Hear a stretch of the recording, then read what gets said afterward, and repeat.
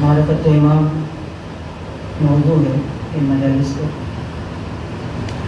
اور سورہ اسراء جس کو سورہ بنی اسرائیل بھی کہا جاتا ہے، اس کی یہ 71ویں آیت ہے۔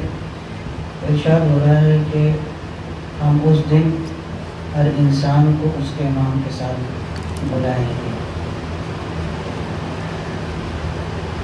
یہ آیت بہت مختصر لیکن بہت ہی جامع ہے اور بہت سی باتیں اس کے اندر ہیں۔ کل ہم نے عرض کیا تھا کہ یوم یا مراد آخرت، قیامت کے دن، یعنی قیامت کے دن اللہ ہر انسان کو اس کے امام کے ساتھ دعوت دے بلائے گا، اور یہیں سے مسئلہ امامت کی گہرائی کا پتہ چلتا ہے کہ اسلام میں عقیدہ امامت ہر مسلمان کا درست ہونا چاہیے، اور درست ہونے کا مطلب یہ ہے کہ اس کو پتہ ہونا چاہیے زندگی میں کہ کس کے پیچھے چل رہا ہے، کس کی ہدایت کے مطابق زندگی گزارتا ہے، اس کا اغوا کار کون ہے، اس کا پیشوا کون ہے، اس کا ہادی کون ہے، اس کا رہنما کون ہے، اس کا لیڈر کون ہے، اس کا امام کون ہے۔ پھر میں نے یہ کل عرض کیا تھا کہ قرآن میں امام کا لفظ امام برحق اور امام باطل دونوں کے لیے استعمال ہوا۔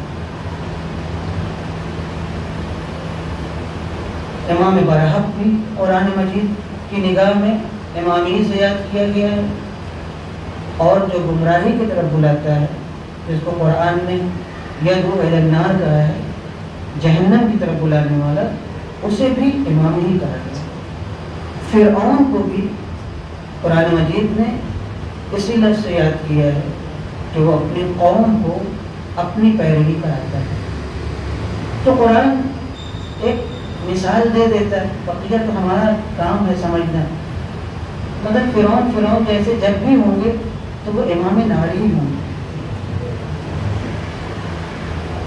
اور یہ پہلو بہت اہم ہے۔ یعنی ہم جو اس بحث کو لے کر کے آپ کے درمیان میں بیٹھے ہوئے ہیں، اس لیے کہ ہم امام کی جو اعلیٰ ترین مثال ہے اسے دیکھیں، اور امام کے ضمن میں جو چھوٹی چھوٹی امامتیں ہیں اسے بھی پرکھیں۔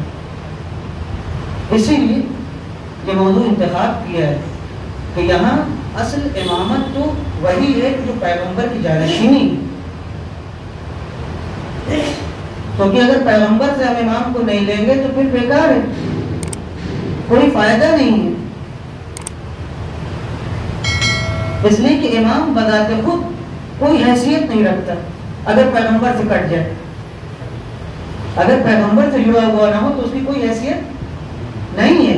اسی طرح پیغمبر کی کوئی حیثیت نہیں اگر پیغمبر اللہ سے کٹ جائے۔ توجہ چاہوں گا میں آپ کی، من یطیع الرسول فقط اطاع اللہ، قرآن مجید، جس نے رسول کی پیروی کی اس نے اللہ کی پیروی کی۔ اس کے بعد وہ مشہور آیت اطیعوا اللہ و اطیعوا الرسول و اولی الامر منکم، اب یہاں اللہ کو پہلے کہا۔ یہ دونوں آیتیں بتا رہی ہیں کہ اللہ کی اطاعت پیغمبر کی اطاعت، پیغمبر کی اطاعت اللہ کی اطاعت ہے، اور اگر پیغمبر کی اطاعت دل میں ہے تو اولی الامر کی اطاعت بھی سچی ہے۔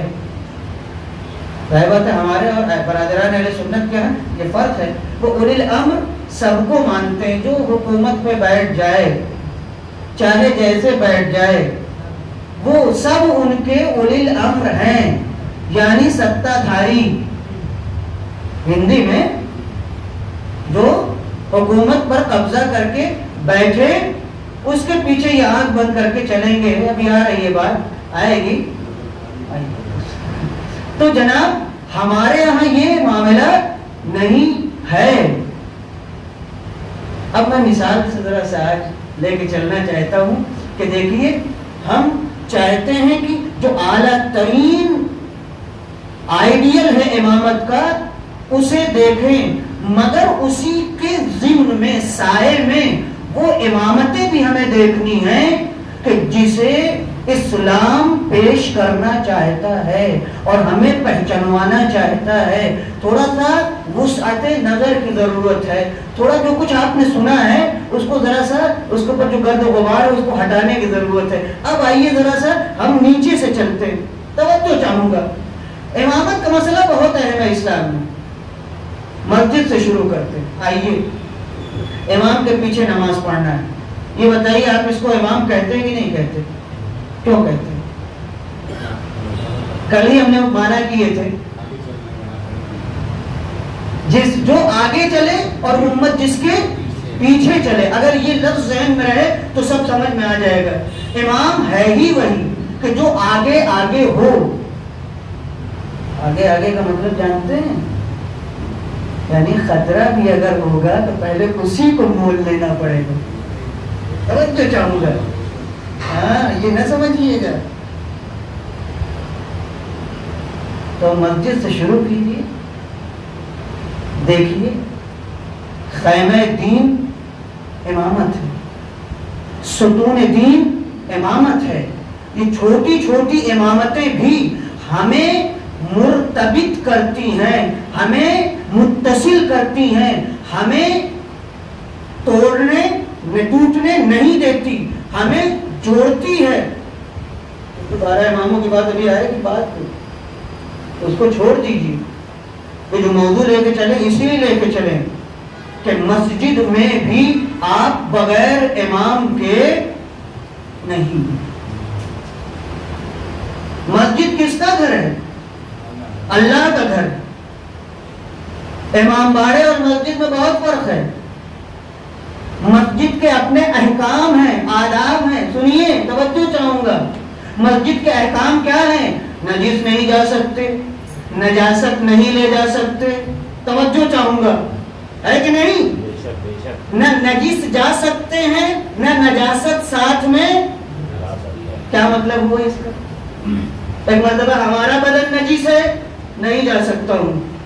ایک مرتبہ بدن نجس نہیں ہے, کپڑا نجس ہے, جا سکتا ہوں؟ جی نہیں. مسجد کے احکام ہیں. مسجد نجس ہو گئی, وقت نماز وسیع ہے, اب آپ نماز نہیں پڑھ سکتے, پہلے مسجد پاک کیجئے, ورنہ یہ نماز آپ کی. آپ مسجد سمجھ لیجئے, مسجد خدا کا گھر ہے تو خیالات میں نہیں ہے, سچ مچ میں ہے. تو مسجد کے اپنے احکام ہیں. اس مسجد کا جو امام ہے اس کے لیے بھی شرائط ہے,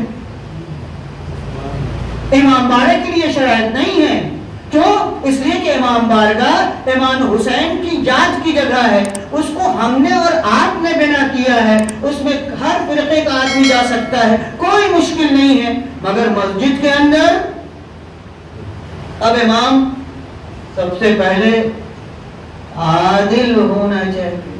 اللہ اکبر, عادل ہونا چاہیے.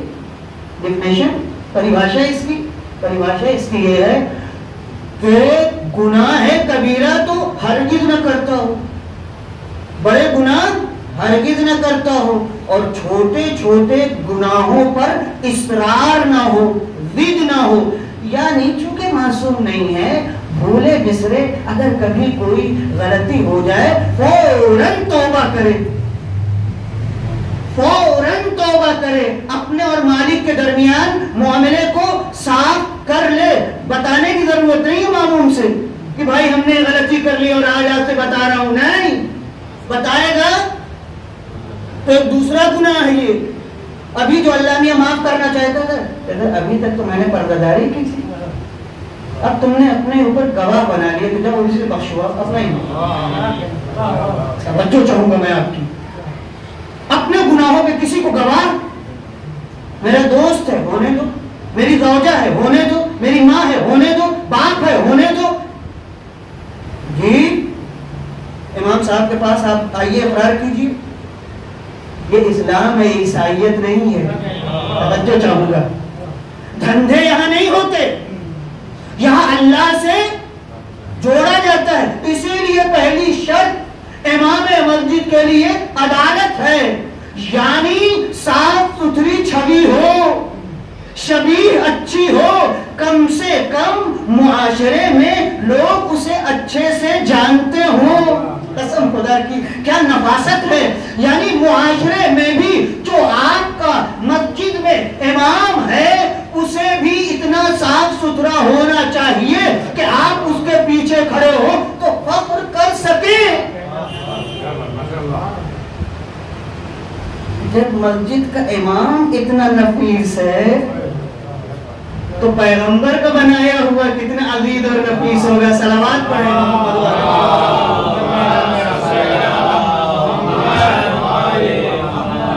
توجہ چاہتا ہوں. تو مسجد میں بھی امام ہونا چاہیے. اس کی شرطیں آگے بڑھیے. سفر میں جا رہے ہیں, 2 سے 3 لوگ ہو گئے, کہا ایک کو سرگروہ بناؤ, ایک کو اپنا امام بناؤ, اس امانت داری ہو, صداقت ہو اور اسے اپنا رہبر بناؤ. کچھ بھی خرچ کرنا ہو, کہیں اترنا ہو, آپس مشورہ اور ایک کا حکم چلے. آپ اسلام کے مزاج کو سمجھیے. میں بار بار کہتا ہوں اسلام سمجھنے کی چیز ہے, اسلام سمجھنے کی چیز ہے. اور جب اسلام سمجھنے کی چیز ہے تو اسلام کا امام بھی سمجھنے کی چیز ہے. سفر ہے, میں نے اپنا ٹکٹ لیا ہے, پیسہ خرچ کیا ہے, مگر 3 مومن جمع ہو گئے, منزل ایک ہے. توجہ, چونکہ منزل ایک ہے لہذا اب تینوں میں ایک کو سرگروہ بنا لو, ایک کو امام بنا لو.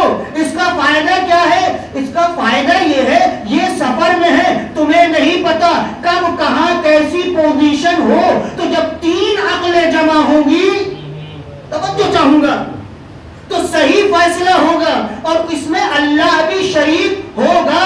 تو ہمیں مسجد میں اکیلا نہیں چھوڑا, سفر میں اکیلا نہیں چھوڑا.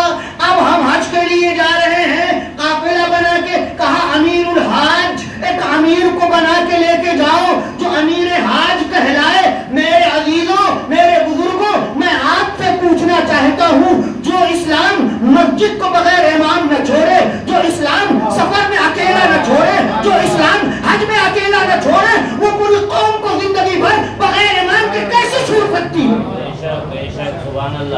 یہ کون سی منطق, یہ کون سی لاجک ہے, یہ کون سا فلسفہ ہے بھائی آپ کا؟ وہ پیغمبر نے کسی کو معین نہیں کیا تھا.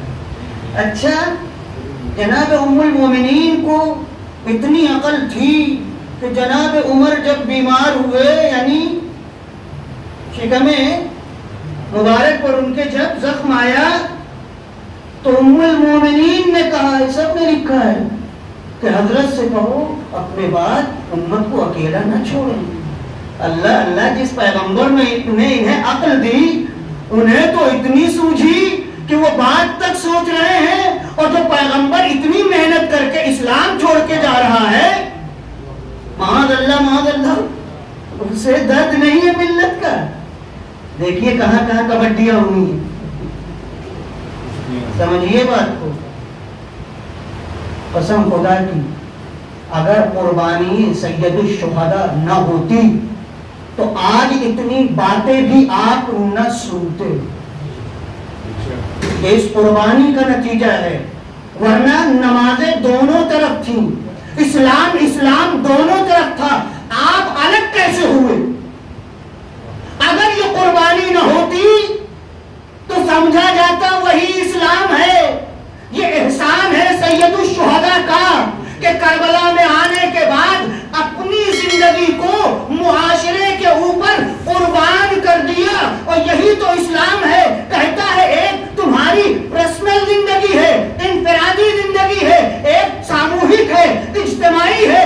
یاد رکھو, جب تک تمہاری جان پر خطرہ نہیں ہے اپنی زندگی گزارو, مسئلہ نہیں ہے. لیکن اگر تم سماج میں عزیز ہو, عزت دار ہو, سماج کے لوگ تم سے جڑے ہوئے ہیں, اور سماج پر کوئی خطرہ آئے اور تمہارے جان دینے سے سماج کو زندگی ملے, تو اب اپنی انفرادی زندگی, فردی زندگی سوسائٹی پر تیاگ دے دو.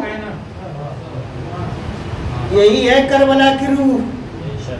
جب جانتے تھے کیوں گئے, جب ان کو پتا تھا کیوں گئے, اسی لیے گئے کہ ان کو پتا تھا اب تنہا زندگی گزارنا یہ خیانت ہے ملت اسلام کے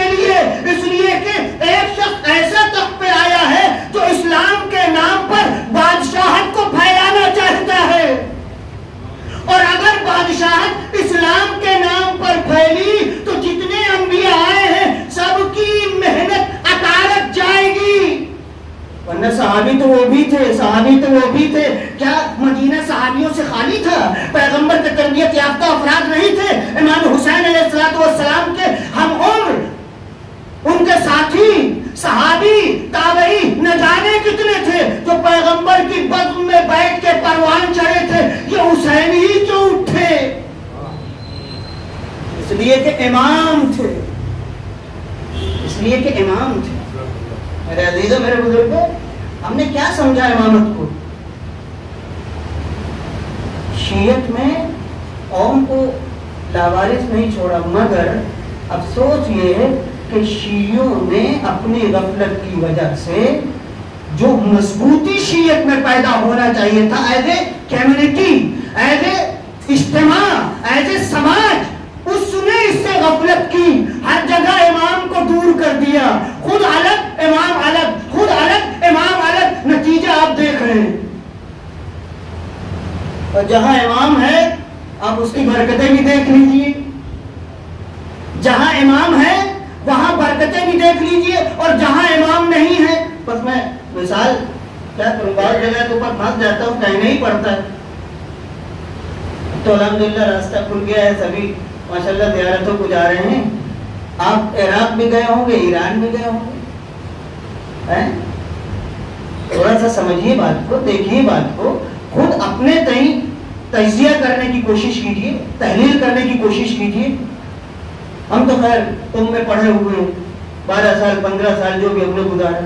پھر سنتے 8 سال عراق ایران کی جنگ ہوئی. اچھا، جنگ تو ہم نے نہیں دیکھی، مگر وہ جگہ ہم نے دیکھی کہ جو جنگ زدہ تھی. اور اس وقت ہم بہت چھوٹے تھے جب جنگ ہو رہی تھی. خالی جنگ کا نام سنتے تھے کہ صدام نے حملہ کر دیا، یہاں کر دیا اور خرم شہر کو اڑا دیا. بعد میں جب پڑھنے کے لیے گئے تو ایک زیارت خرم شہر کی.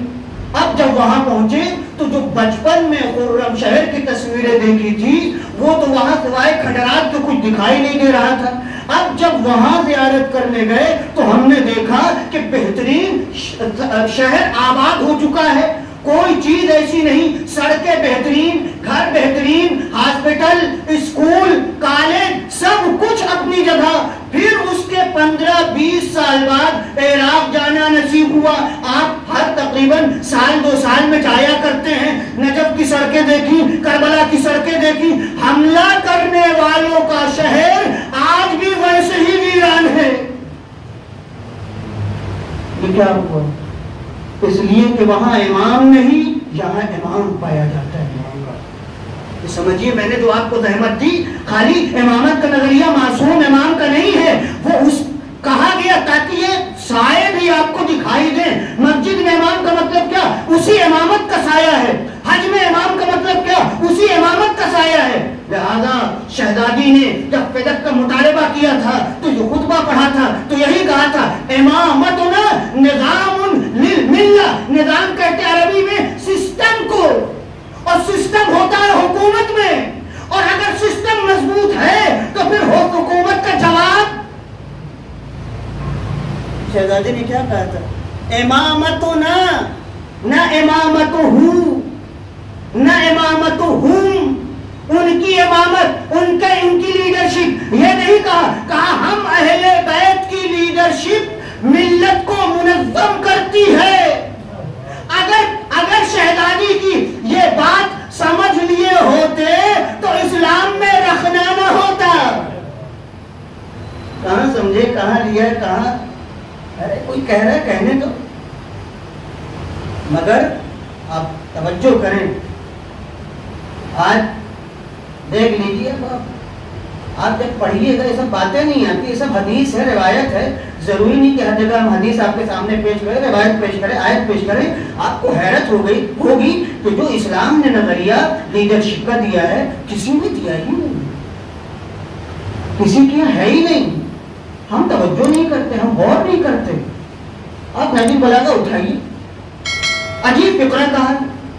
اور نہج البلاغہ سے خود امام جن کے نام سے ہم لوگ جمع ہوتے ہیں، جو کوفے سے آخری خط آیا ہے آپ کے پاس، اس خط کا جواب جو آپ نے دیا ہے اس میں یہی آپ نے استعمال کیا، یہی لفظ آپ نے رکھا ہے. تم نے کہا ہمارا امام نہیں، ہمارا سرپرست نہیں ہے. فلا عمری یا فلا عمری، میری جان کی قسم، مل امام، امام نہیں ہے مگر